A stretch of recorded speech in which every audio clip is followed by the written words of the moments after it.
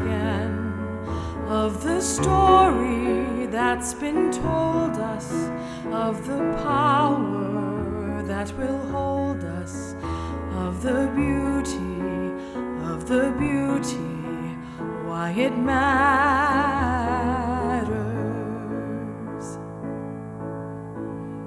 Speak to me until I understand why our thinking and creating, why our efforts of narrating about the beauty of the beauty, why it matters. Like a statue in the park of this war-torn town, and its protest of the darkness and the chaos all around, with its beauty, how it matters, how it matters.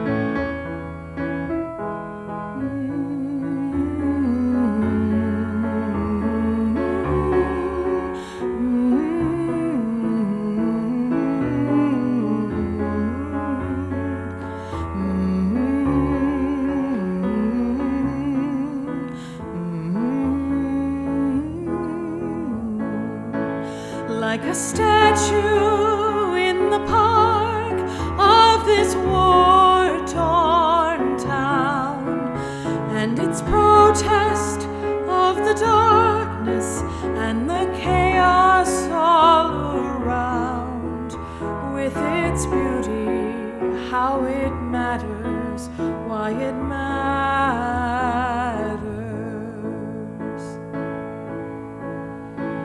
Show me a love that never ends, the compassion and attention midst confusion and dissension, like small ramparts for the soul, how it matters.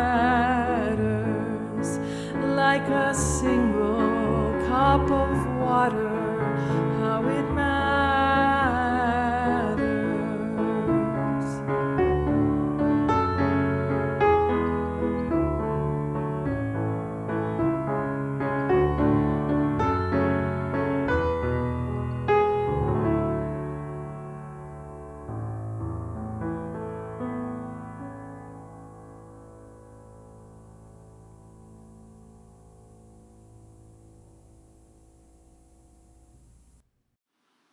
Welcome to worship with Eliot Unitarian Chapel. We're happy you're joining us. I am Reverend Krista Taves.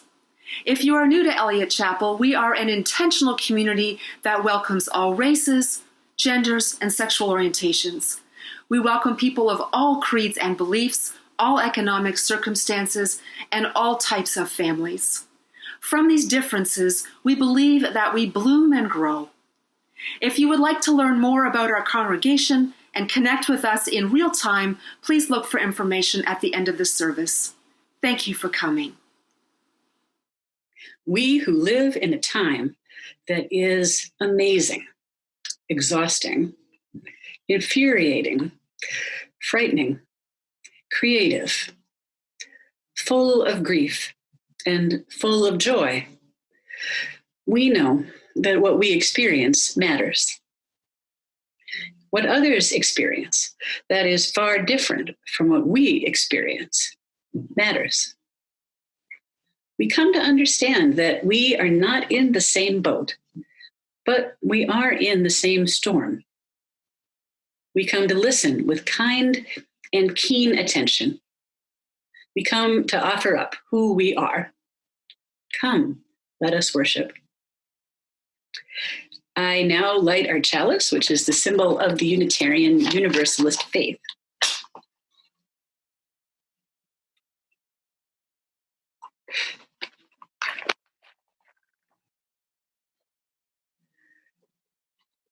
I light this chalice to connect with you, that wherever you are part of this gathered community. Welcome.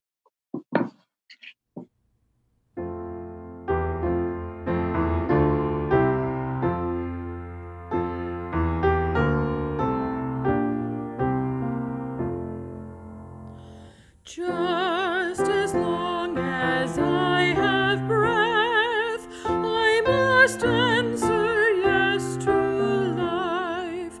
Though with pain I made my way, still with hope I meet each day. If they ask what I did well, tell them I said yes to life. Just as long as vision lasts, I must answer yes to truth. In my dream and in my dark, always that elusive spark. If they ask what I did well, tell them I said yes to truth. Just as long as my heart beats, I must answer yes to love. Disappointment pierced me through, still I kept on loving you. If they ask what I did best, tell them I said yes to love. I invite you now to join me in the spirit of prayer and meditation. If you wish to, you may close your eyes, follow your breath, sit up straight in your chair, plant your feet on the floor, find a comfortable place, and hear these prayerful words by Lynn. Creative Spirit, source of life and love, we give thanks for the beauty of this day and for the company who gather with us near and far. Thank you for the breezes of change, clearing our heads and bringing fresh ideas.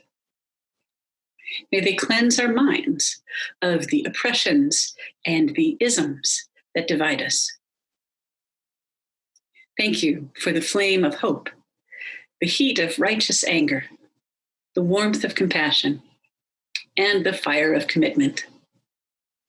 May they bubble the cauldrons of transformation. Thank you for oceans of love, rivers of connection, tears of relief, pools of serenity. May healing waters flow over us and through us and among us, wearing down the sharp rocks of despair to bring joy in the morning, wearing down the sharks too. Thank you for the good earth beneath us, around us and within us. May we take this clay and create a new realm of justice and beauty. Thank you for all of these and more. We accept our gifts and commit to building, sculpting, painting, singing, and dancing them to life, to abundant life. I invite you to spend a moment with me just in quiet meditation and prayer. What is it that you would like to create in your life? What do you see being created in your life that you are not doing anything to make happen, but delight in seeing around you?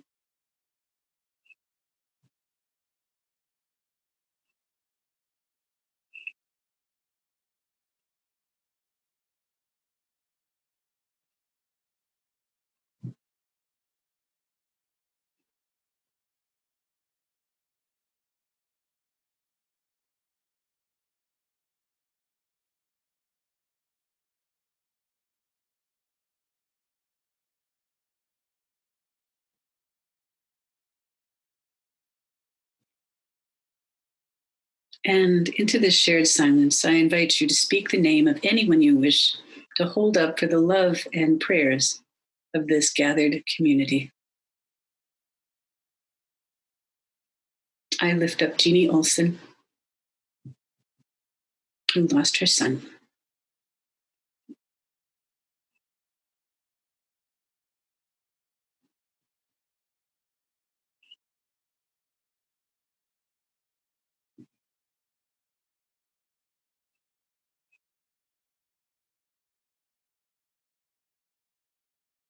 For these and all good souls who could not be named, we hold them in our hearts. Amen. Afterwards, by Lynn Ungar. She told her granddaughter the whole harrowing story, glossing over nothing, not just the lives lost and the jobs, but also how it seemed like the world went dim when they lost dancing and singing, when the theaters and stadiums and concert halls closed down, when the school playgrounds went silent. We never forgot, she assured the girl, what a hug feels like. We never stopped wanting that. But Grandma, the girl asked, how did you do it? How did you make it through? It wasn't easy, the woman replied. But at some point, we decided we were more attached to living than to our old ideas about the way things were supposed to be. Every month, Eliot Unitarian Chapel shares our offering with a local organization that helps promote our mission of courageous love and compassionate action. In July, the organization we are sharing our offering with is the St. Louis Area Diaper Bank. We chose this organization because more than 1 in 5 St. Louis area families with children under 5 live at or below the poverty level. The majority of those in need are people of color. Compounding this is that there are no public benefit programs for the purchase of diapers. So please give generously. There are instructions on your screen.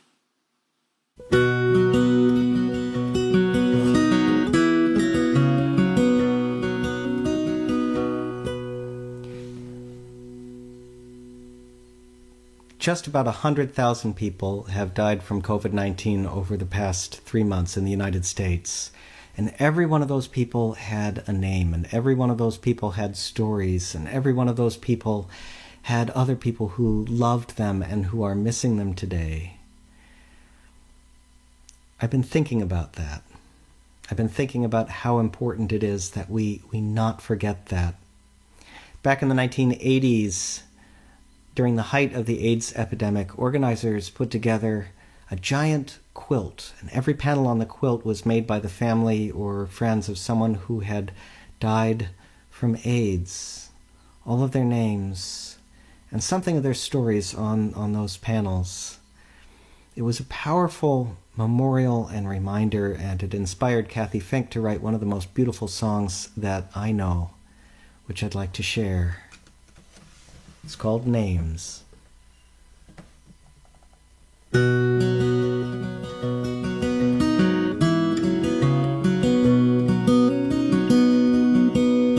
Patchwork with thousands of precious names. There must be someone that you know, woven together in a quilted frame. Names the loved ones won't let go. And I know my name could be there, and I feel the pain and the fear, and as human love and passions do not make us all the same, we are counted not as numbers but as names.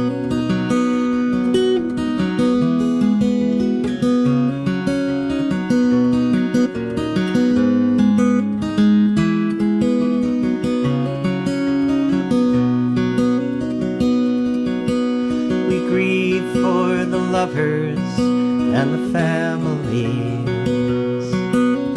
and I pray they'll meet again someday. but until that time, I will carry the flame. As the numbers grow, we'll not forget their names. And I know that my name could be there, and I feel the pain and the fear. And as human love and passions do not make us all the same, we are counted not as numbers but as names.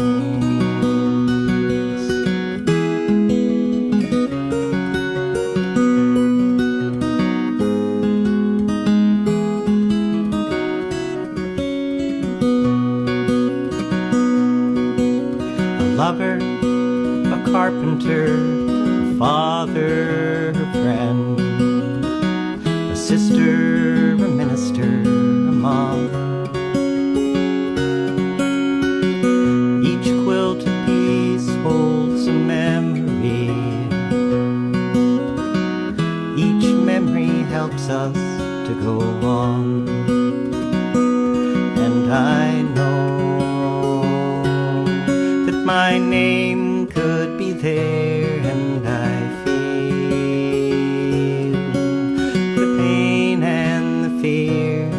And as human love and passions do not make us all the same, we are counted not as numbers but as names. And as human love and passions do not make us all the same, we are counted not as numbers but as names.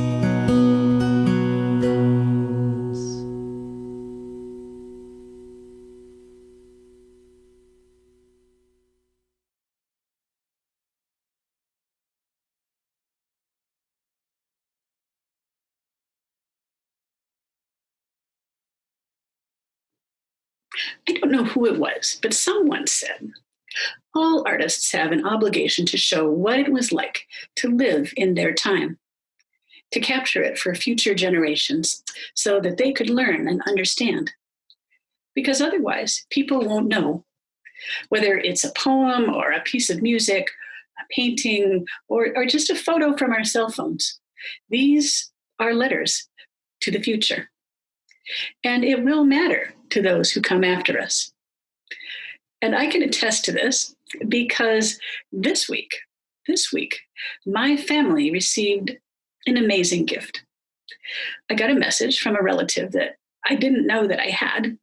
Her name is Janet. She's my father's cousin, so that makes her my cousin once removed, I learned. And she and two other cousins have done extensive research on our family, the Hogue family.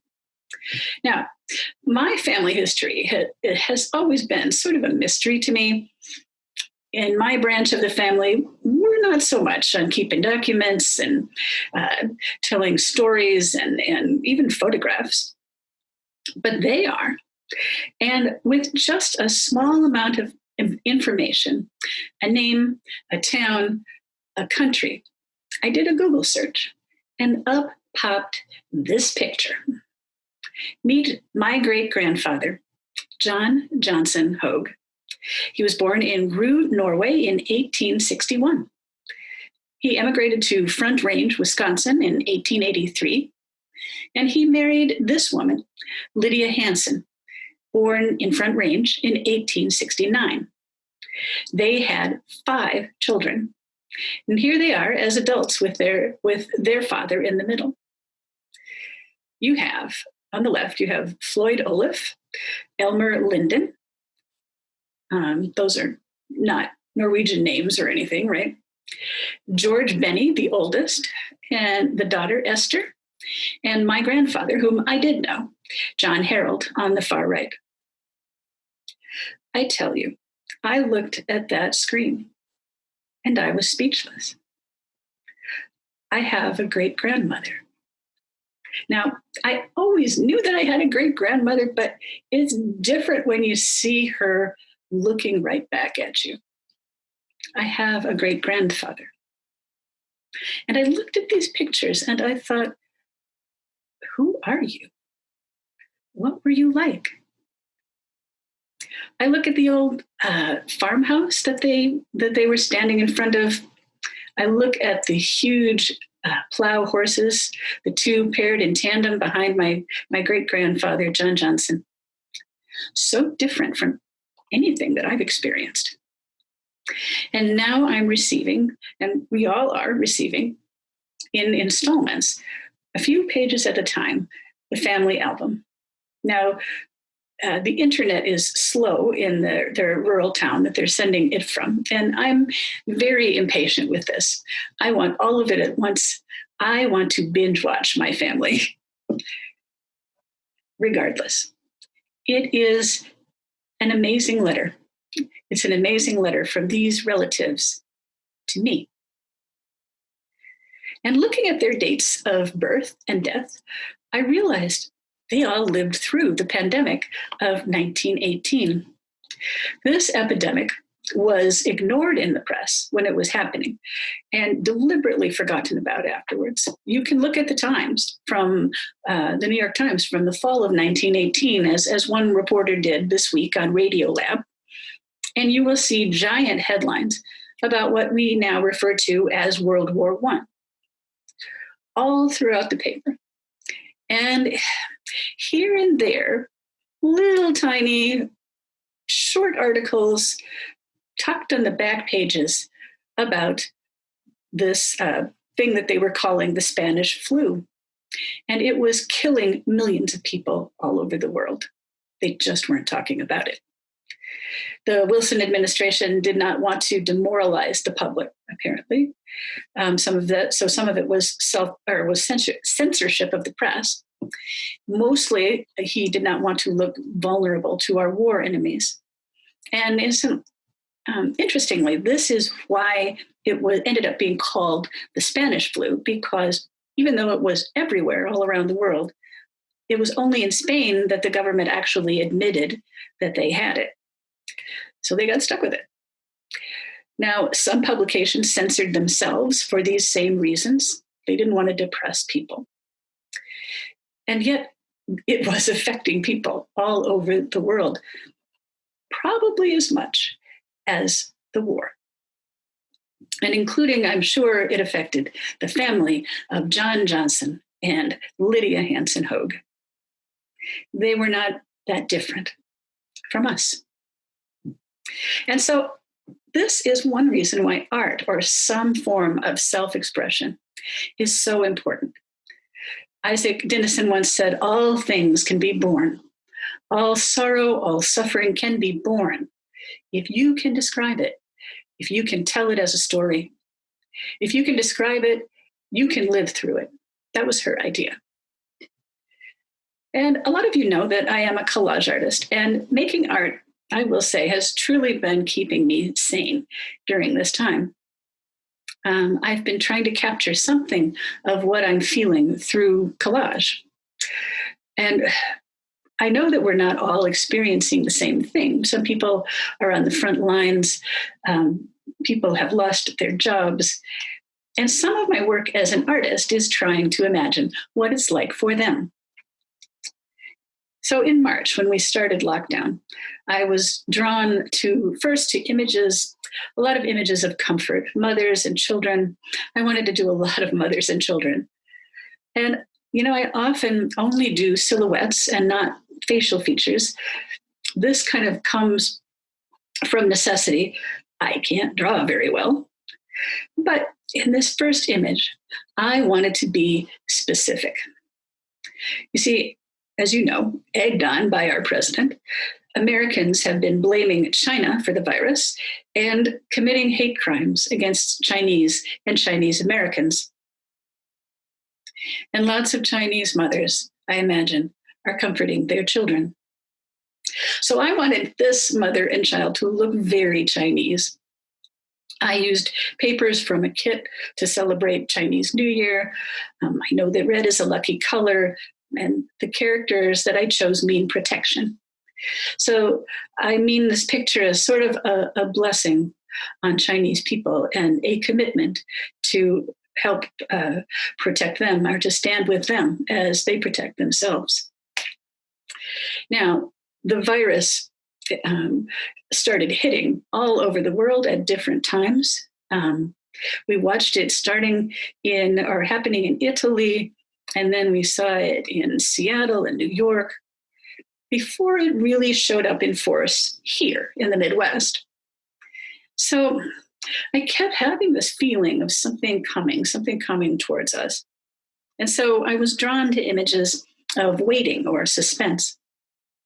Now, I also have a friend who is a nurse at the VA hospital and was hearing from him about the shortages of personal protective equipment and the concerns that medical staff were not being taken care of.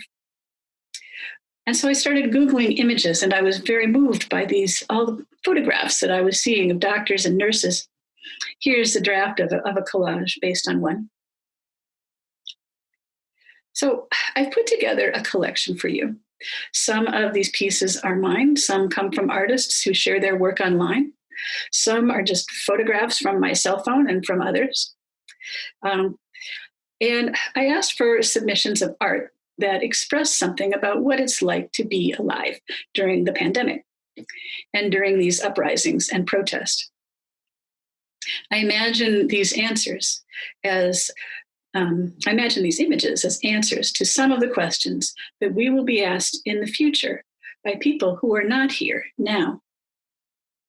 As you hear these questions, I want you to think about how you might answer them. Well, what did you do when the virus came?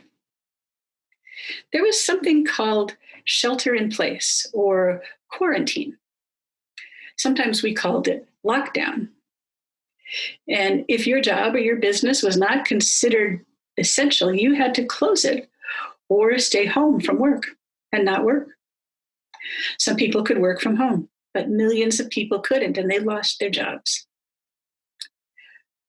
What was it like? Well, for many of us, it meant being isolated and away from the people that we loved. It was very lonely. And some people felt trapped. We missed the places that we used to go. So, did kids do quarantine too? Yes, they did. Children stayed home from school, and parents who worked had to figure out how to take care of them and help them with school. Some kids were bored, and some were scared, though they didn't always understand why. It was hard for the parents and the kids, but there was also wonder and delight. Did everyone stay home? No. Some people were called essential workers, as I said. And a lot of those people were doctors and nurses. And it was different for them. They had to go out, even though they could get sick from the virus, just so that they could help people. They often felt worried and afraid and very tired. And when people died, they perhaps, as much as anyone, felt the loss very deeply. Were you afraid? Sometimes, yes. Sometimes you looked outside your window and the world just looked dangerous. It was like there was this invisible monster out there. Well, how long did it last? How long were you inside? Time felt really strange. It just seemed to go on forever sometimes. It felt like we were in the dark and didn't understand very much. And after a few months, months, the numbers of sick people started to go down. So we started to open things back up. We thought maybe the virus was going away, or we thought that, it was going away enough so that we could be out and about. So people could go out again. But there were rules. And, not all the rules were the same in all places. And not everybody followed the rules. it was very confusing. When you saw someone, you were not supposed to come within 6 feet of them. It was called social distancing. We missed hugging people and being touched. And you were asked to wear a mask to protect yourself and other people from catching the virus. And not everybody was happy about it. People wore masks to restaurants sometimes as they tried to feel normal again. It was very hard to feel normal and to not feel afraid of people. And we saw that the numbers of sick people started to go up again, and people kept getting sick, even though there were some people trying to follow the rules. Well, wasn't there any medicine you could take? Not really. There were some weird ideas about things that you could take to get rid of the virus, but they were wrong. And it made you kind of crazy. It made you want to escape. Well, what made you feel better? Well, we took a lot of pictures of food, it seems. Being in nature helped a lot of us. We could go outside. We were very grateful. If we could go outside, that is, we were grateful. We were comforted by beauty. We had to take time to remind ourselves that we were powerful. Now, when another really bad thing happened, wait, another bad thing? Yes, as bad as the virus, another bad thing. A white police officer killed a black man because he thought he had committed a crime. Somebody took a video of it happening, and it was so terrible. People were just furious. People all over the world protested in larger numbers and with more white people joining and brilliant black leaders. There were protests all over the world, and there were protests here in our town, in Kirkwood. And seeing those protests made me feel just a little bit hopeful. Because the protesters wore masks, they seemed to do okay overall. And we were very grateful. What did Unitarian Universalists do? Well, protesting in whatever way we could was part of our faith as Unitarian Universalists. We also lit chalices in our homes to remind ourselves that we were connected to each other, even though we couldn't be together. We called each other on the telephone, and we looked at each other on the computer. We made a practice of being grateful.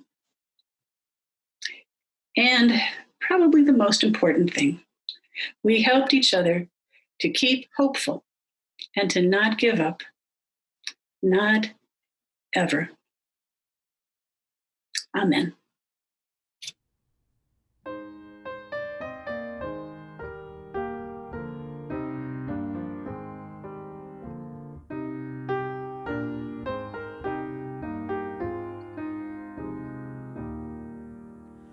Wake now my senses and hear the earth call. Feel the deep power of being in all.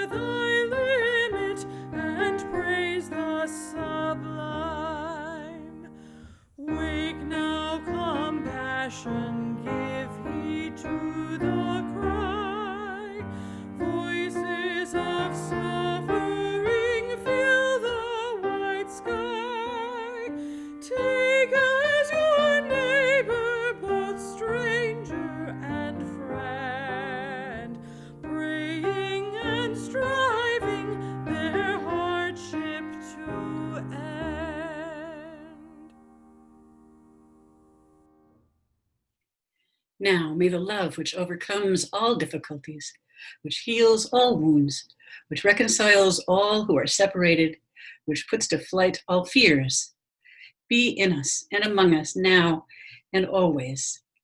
Amen. Go in peace.